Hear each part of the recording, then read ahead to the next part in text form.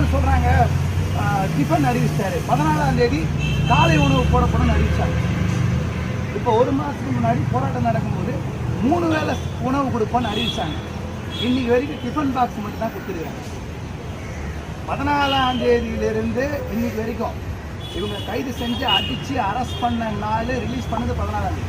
15ஆம் தேதி முதலமைச்சர் அவர்கள் காலை உணவு அளிக்கப்படும் சென்னை மாநகராட்சியோட தொழிலாளிகள் அறிவித்தார். அதற்கு பிறகு ஒரு மாதம் முன்னாடி உழைப்பாளர் சிலர் பேர் போராடினாங்க.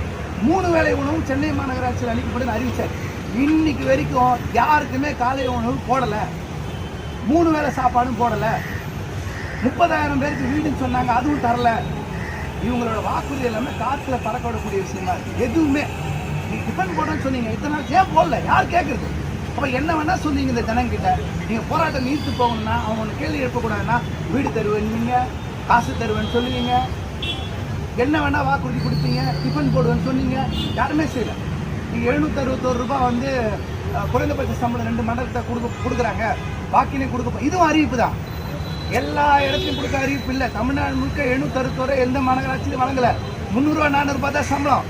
சென்னை மாநகராட்சியில் போராடுறாங்கன்ற ஒரே விஷயத்துக்காக மட்டும்தான் இந்த விஷயத்தை வாக்குறுதி அறிவிக்கிறாங்க. முதலமைச்சர் சொன்னதை செய்யட்டும், 19/1/2021 சொன்னதை செய்யட்டும், தேர்தல் வாக்குறுதி 153 செய்யட்டும், 255 படி பணியந்திரப்பட்டதும், இது எதுவுமே சேர்த்து ரெடி இல்லாமல் துரத்தி தூய்மை பண்ணி அடிக்கிறாங்க. நீ ஓடு, மாநகராட்சி முன்னாடி வராது, வார்டுக்கு வராது, வேலை கேட்காது, நீ வராத, நீ எங்கேயும் இருக்க கூட, எனக்கு பிடிக்கல உன்னை பார்த்தா. அப்போ இது என்ன சமூக நீதி சமத்துவ அரசு? உங்களுக்கு சனாதன தர்மத்தை பற்றி பேசுறதுக்கு தகுதி இருக்கா? நாங்கள் கேள்வி இருப்போம், சனாதன தர்மத்தை பற்றி பேசணும் தகுதி. சனாதன என்ன? கீழே இருக்கணும், கீழே இருக்கும், மேலே இருக்கும், மேலே இருக்கக்கூடாது. துப்புரவு பணியாளர் சொல்றதை மாத்துறீங்க, வார்த்தையை மாற்றி தூய்மை பணியாளர் சொல்லு. சரி, தூய்மை பணியாளர் சொல்லிட்டா மட்டும் போதுமா? அவங்களோட வாழ்க்கை யார் பார்ப்பா?